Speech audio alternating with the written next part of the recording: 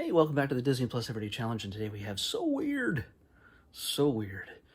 This is actually a 3-season series from Disney Channel, obviously. Ran from 99 to 2001. It's got about 65 episodes. Yeah, it's 13, 26, and 26, somewhere around there. I didn't do the math, but it's a teenage girl is the main protagonist. She is on tour with her rock star mom on a comeback tour kind of thing. She's also there with her brother. Her name's Fiona, by the way. Fiona, or Fee. She is there with her mom, the rock star, her brother, their best friend Clue, spelled just like the character in Tron, strangely enough, CLU. And he's the son of their mom, Molly's best friend, who's also her manager, tour manager. And that best friend is married to Squatch, or whatever his name is, the bus driver and also the kid's teacher. And he looks like this big burly biker type of guy who you wouldn't expect to be their teacher. He's there in the middle there. But yeah, he looks like a rough and tumble roadie. But he's the one who's educating them while they're on the road, traveling around the country on tour. And Mom used to write jingles and things like that, and she was popular maybe 20 years ago or something. But weirdly enough, she's played by Mackenzie Phillips. You would know her from One Day at a Time, plus a number of other things that we'll talk about. But it's there's she's probably the biggest name in this cast. But Mackenzie Phillips, she plays a rock star mom. So yeah, and I think she also sings the theme song, or at least she performs it in the second episode. I watched 3 episodes, and they're about a half an hour each. They're about 25 minutes long each. And what they are is, it's like a teenage girl led X-Files. Even the titles, when you watch the theme music and the graphics, it's so intentionally knocking off the X-Files. And she's the Mulder, where she's hunting down all these supernatural, mysterious events and places and things like that. And her brother is the Scully, who's, skeptic and not really believing anything that's going on. He just figures she's exaggerating or seeing things or whatever. In just about every episode, they like each other, but they're usually like brothers and sisters, fighting all the time. So yeah, it's I found that it's not because of I think the time length of this show, they are not intent on solving every mystery, at least not the underlying cause for the mysteries. So there are things that, it continues. I'm not going to say this. It's very serialized in the sense that there's something going on. There's a reason why all this stuff is happening to her. In the process of it, she finds a ghost boy in a Chicago club, who's dripping wet, even though he looks like he was a victim of the Chicago fire, the fires that burned down most of Chicago a long time ago. So there's that mystery in Chicago in the first episode. And again, this falls to one of the Disney tropes. There is no dad because dad died. So dead parent alert for the Disney trope, the long Disney trope list. But is he really dead? Or is he speaking to her from beyond the grave? And there's the impetus for our overarching storyline, I guess. I'm only 3 episodes into it. Because in the second episode, by the way, she runs a website which looks very much 1999. Looks so lo-fi that she posts. It's pre-blog era, And it's not like a community message board or anything else, but it's a website with clunky graphics and words that just show all the mysteries that she's found, and then I guess she writes about them, and people can communicate with her about them, send her messages.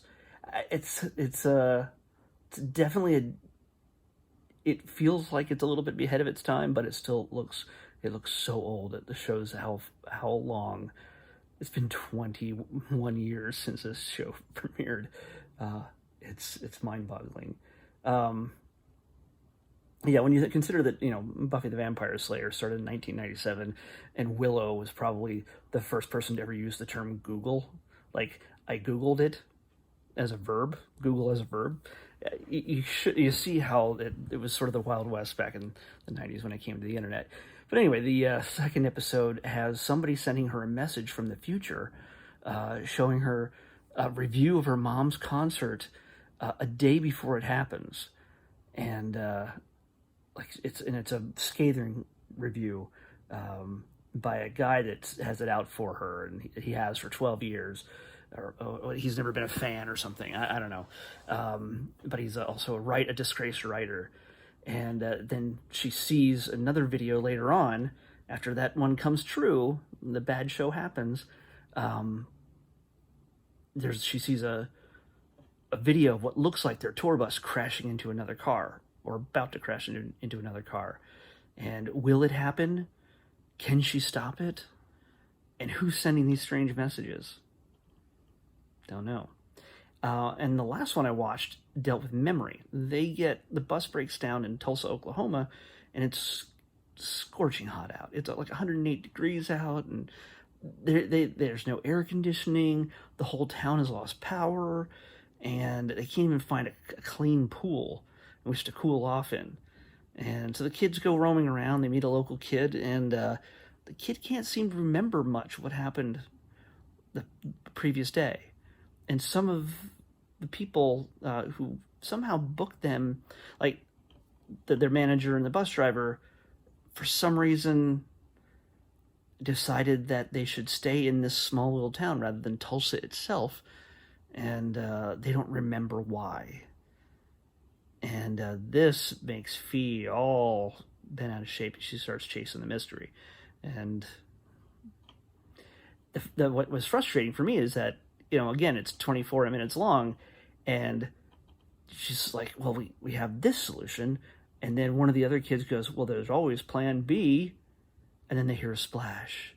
And then they rush off to find that the pool is open and they can all cool off. And that's the end of the episode, and they don't even deal with it. Like it's building to something, but not in each episode. There's no resolution in most of the episodes. A little bit of a mystery is solved, but I have a feeling this is going to be visited again, I would hope. It's well shot. I mean, it's not treated like a normal Disney Channel fare. There's none of the normal teenage girl tropes where when something goes crazy, like, she doesn't have another teenage girl to be with. It's all boys and her parents and adults and stuff. So there's no moment where she looks at her best friend and goes, ah, when something gets weird, which happens on every other Disney Channel show. And it's also not shot on a set. It's shot, I mean, some things are probably a set, but it's shot outdoors. It's shot on the interior of the bus stuff. Yeah, that's got to be a set, because there's no way you could fit a bedroom the size of hers in a tour bus with, 6 other people with her? Bus is big, but it's not that big. Anyway, if you saw the episodes with her bedroom in it, you'll understand what I mean. There is no way she's got this palace bunk in the bus somehow, and the rock star mom, what, does she get a bunk bed? Yeah, that doesn't work. Anyway, she's like, it's got a TARDIS. It's like a TARDIS tour bus. I don't know. Anyway, it's yeah, I want to like it. I kind of do. It surprised me that it had, it takes itself seriously. There's lots of humor in it. The parents are not treated like accessories. The adults, they serve a purpose. the whole idea of traveling around on a tour bus with your mom, who isn't necessarily the biggest rock star in the world, she's trying to make a go of it after years of writing jingles, and after having a hit way back when. So there's a little bit of depth. There's a little bit of character struggle on all levels, not just Fee dealing with these weird supernatural, seemingly supernatural, or actually supernatural mysteries. She did see a ghost kid in Chicago, but and it led them to even more of a mystery. So, I'm not going to ruin anything for you, but I've told you a lot already, but the idea is that, yeah, like I said, this is not content on just being, hey, we're going to wrap this up and everybody's going to learn the lesson by the end of the episode, which is totally anti-Disney Channel. Everybody learns a lesson at the end of every other Disney Channel series. It's like either it's about selfishness or sadness or fighting with your best friend, or there's a resolution, and this does not have that. So it's kind of refreshing. It doesn't. I don't think it talks down to the viewer either. It's not like, hey, well, everybody else watching this is 12, so let's speak to it like they're all 12-year-olds. It's surprisingly solid. Dialogue-wise, there's nothing racy about anything. There's nothing, really controversial that I've seen so far. But they treat the kids, or the viewers that would be watching this, and again, admittedly, it's going to be kids watching this. It's going to be 12-year-olds, 15, whatever, at the best. But it doesn't talk down to them. So that's also kind of refreshing. And then when the kids sass off at their parents, there's consequences. It's not like, Dad's dumb, Mom doesn't understand me, and there's real emotional conflict. What little I saw of it, I mean, it comes down to everybody going, Fee, quit making stuff up. Come on, there's no ghosts. How can you see the future with your computer? The internet doesn't do that. So I have to say, this is one of the most surprising series I've seen so far on Disney+. So, take that for what you will. I don't know if I'll be continuing on with it, but I think it's something that, if I felt like it, I could revisit at some point. So, I say check it out. If you want something a little bit different, and you don't mind the very 90s sounding music, that not the best of 90s sounding music, early 2000s. This is something you might want to check out. Maybe some of you may have grown up on this. I have no idea. I have never heard of it until now. So, thank you, Disney Plus, for introducing me. This is one of the things I love. Just like yesterday. God, they're all blurring together. Discovering things I would never have watched. The Jewish basketball team kids. I liked it, and who knew? Who knew that I'd be watching a story about the Hanukkah and basketball? It's so weird. Anyway, let's pick tomorrow's episode. Come on. 6:13. Glitchy. 6:13. All right. I don't know what this is, but we're going to check it out. It seems pretty self-explanatory. It's the journey of Natty Gann. The journey of Natty Gann. Okay. Natty Gann goes on a journey, and we're going to watch it on Disney Plus and talk about it on the Disney Plus Everyday Challenge. By the way, one more thing. Who is that? What is it? It looks nothing like Fiona, unless that's her in season 3, which I didn't want to go, peek ahead, but that looks nothing like the main character. What is going on here? That's a mystery. It's so weird.